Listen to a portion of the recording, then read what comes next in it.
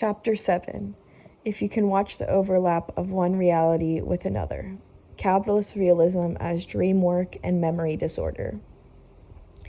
Being realistic may once have meant coming to terms with a reality experienced as solid and immovable. Capitalist realism, however, entails subordinating oneself to a reality that is infinitely plastic, capable of reconfiguring itself at any moment.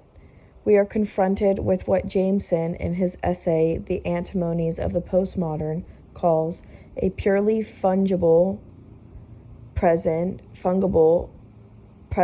in which space and psyches alike can be processed and remade at will. The reality here is akin to the multiplicity of options available on a digital document, where no decision is final, revisions are always possible, and any previous moment can be recalled at any time. The middle manager I referred to above turned adaptation to this fungible reality into a fine art. He asserted with full confidence a story about the college and its future one day, what the implications of the inspection were likely to be, what senior management was thinking, then literally the next day would happily propound a story that directly contradicted what he previously said. There was never a question of his repudiating the previous story. It was as if he only dimly remembered there ever being another story. This, I suppose, is good management. It is also, perhaps, the only way to stay healthy amidst capitalism's perpetual instability. On the face of it, this manager is a model of beaming mental health, his whole being radiating a hail fellow well met bonhomie. Such cheerfulness can only be maintained if one has a near total absence of any critical reflexivity and a capacity, as he had, to cynically comply with every directive from bureaucratic authority. The cynicism of the compliance is essential, of course. The preservation of his 60s liberal self-image depended upon this, not really believing in the auditing processes he so assiduously enforced. What this disavowal depends upon is the distinction between inner subjective attitude and outward behavior I discussed above. In terms of his inner subjective attitude, the manager is hostile, even contemptuous, towards the bureaucratic procedures he supervises. But in terms of his outward behavior, he is perfectly compliant. Yet it is precisely workers' subjective disinvestment from auditing tasks which enables them to continue to perform labor that is pointless and demoralizing. The manager's capacity to smoothly migrate from one reality to another reminded me of nothing so much as Ursula Le Guin's The Lathe of Heaven. It is a novel about George Orr, a man whose dreams literally come true. In time-honored fairy tale fashion, however, the acts of wish fulfillment quickly become traumatic and catastrophic. When, for instance, Orr is induced by his therapist, Dr. Haber, into dreaming that the problem of overpopulation is solved. He wakes to find himself in a world in which billions have been wiped out by a plague that, as Jameson put it in his discussion of the novel, was a hitherto non-existent event which rapidly finds its place in our chronological memory of the recent past. Much of the power of the novel consists in its rendering of these retrospective confabulations, whose mechanics are at once so familiar, because we perform them every night when we dream, and so odd. How could it ever be possible for us to believe successive or even coextensive stories that so obviously contradict one another? Yet we know from Kant, Nietzsche, and psychoanalysis that waking, as much as dreaming, experience depends upon just such screening narratives. If the real is unbearable, any reality we construct must be a tissue of inconsistencies. What differentiates Kant, Nietzsche, and Freud from the tiresome cliché that life is but a dream is the sense that the confabulations we live are consensual. The idea that the world we experience is a solipsistic delusion projected from the interior of our mind consoles rather than disturbs us, since it conforms with our infantile fantasies of omnipotence. But the thought that our so-called interiority owe its existence to a fictionalized consensus will always carry an uncanny charge. This extra level of uncanniness is registered in The Lathe of Heaven when Le Guin has Orr's reality warping dreams witnessed by others. The therapist, Haber, who seeks to manipulate and control Orr's ability, and the lawyer, Heather Lalak. What, then, is it like to live through someone else's dream coming true? Haber could not go on talking. He felt it. The shift, the arrival, the change. The woman felt it too. She looked frightened, holding the brass necklace up close to her throat like a talisman. She was staring in dismay, shock, terror out of the window at the view. What would it do to the woman? Would she understand? Would she go mad? What would she do? Would she keep both memories as he did, the true one and the new one, the old one and the true one? Does she go crazy? No, not at all. After a few moments of bewildered fugue, Heather Lalak accepts the new world as the true world, editing out the point of suture.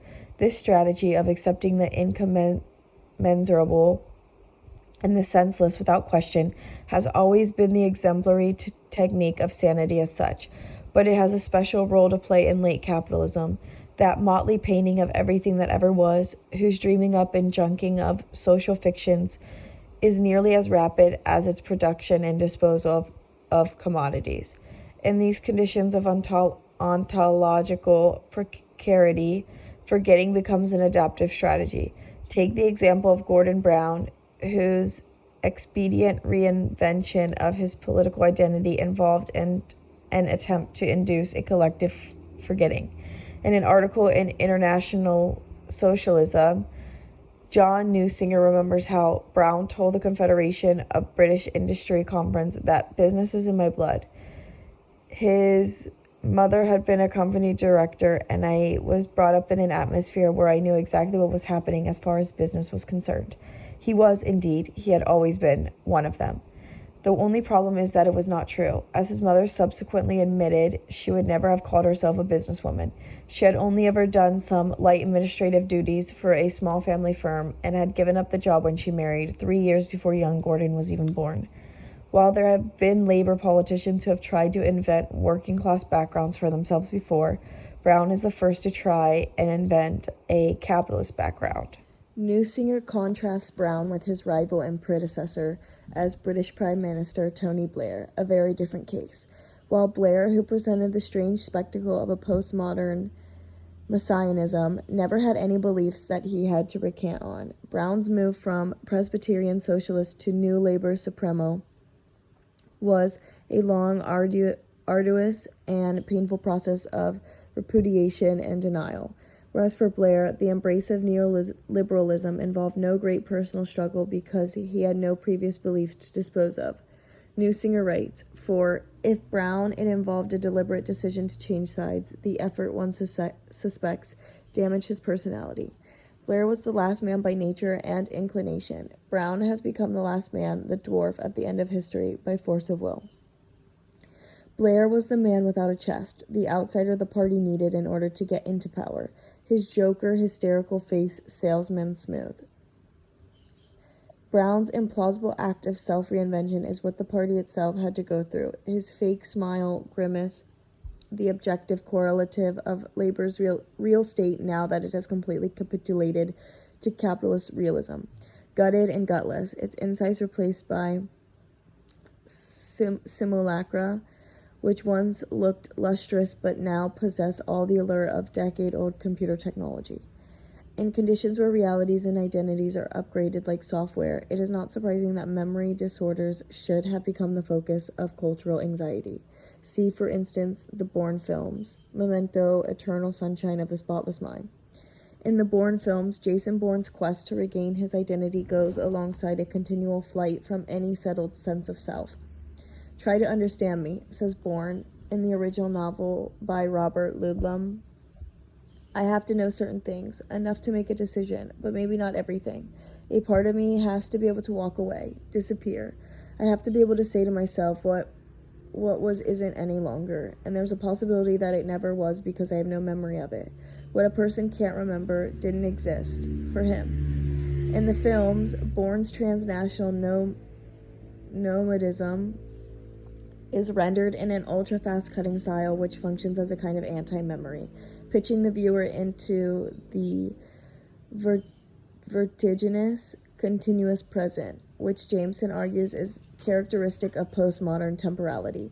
The complex plotting of Ludlum's novels is transformed into a series of evanescent event ciphers and action set pieces which barely cohere into an intelligible narrative. Bereft of personal history, Bourne lacks narrative memory but retains what we might call formal memory, a memory of techniques, practices, actions that is literally embodied in a series of physical reflexes and tics. Here, Bourne's damaged memory echoes the postmodern nostalgia mode as described by Frederick Jameson, in which contemporary or even futuristic reference at the level of content obscure a reliance on established or antiquated models at the level of form. On the one hand, this is a culture that privileges only the present and the immediate.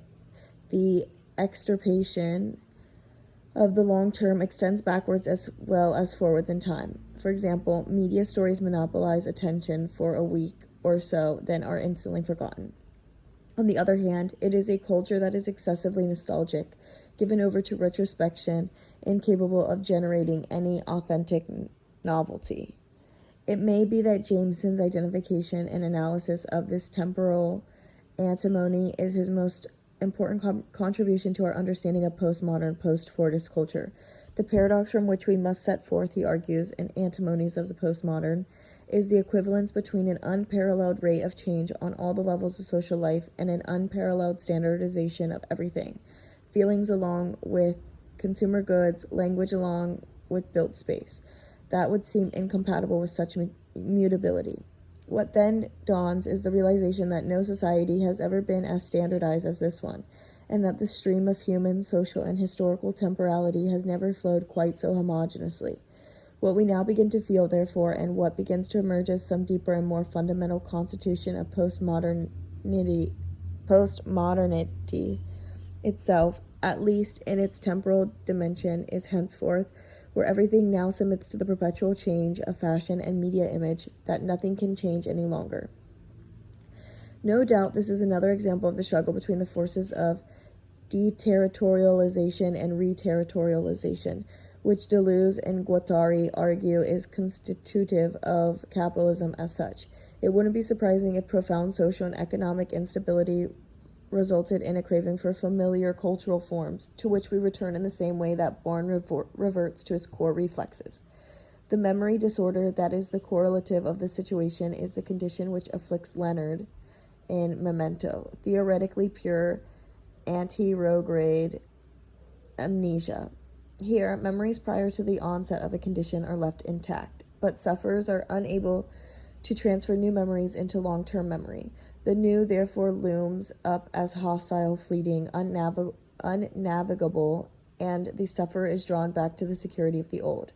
The inability to make new memories, a succinct formulation of the postmodern impasse.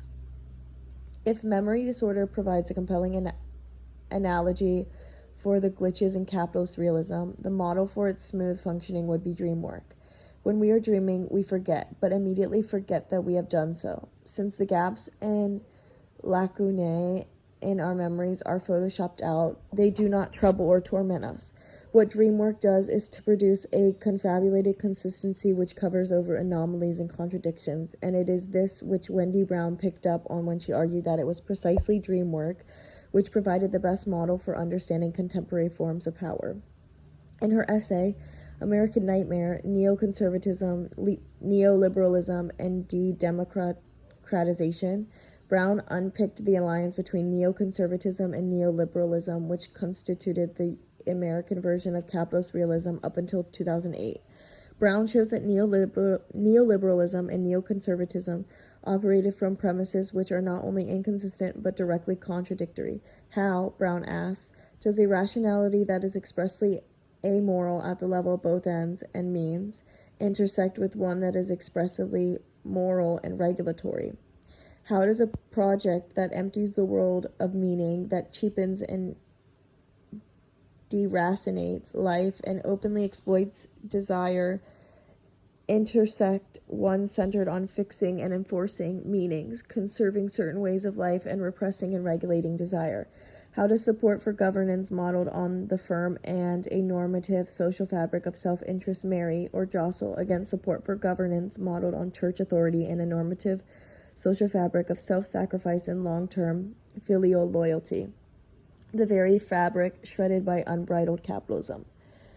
But incoherence at the level of what Brown calls political rationality does nothing to prevent symbiosis at the level of political subjectivity, and although they proceeded from very different guiding assumptions, Brown argues that neoliberalism and neoconservatism work together to undermine the public sphere and democracy, producing a governed citizen who looks to find solutions in products, not political processes. As Brown claims, the choosing subject and the governed subject are far from opposites. Frankfurt School intellectuals, and before them Plato, theorized the open compatibility between individual choice and political domination, and depicted democratic subjects who are available to political tyranny or authoritarianism precisely because they are absorbed in a province of choice and need satisfaction that they mistake for freedom. Extrapolating a little from Brown's arguments, we might hypothesize that what held the bizarre synthesis of neoconservatism and neoliberalism together was their shared objects of abomination, the so-called nanny state and its dependents.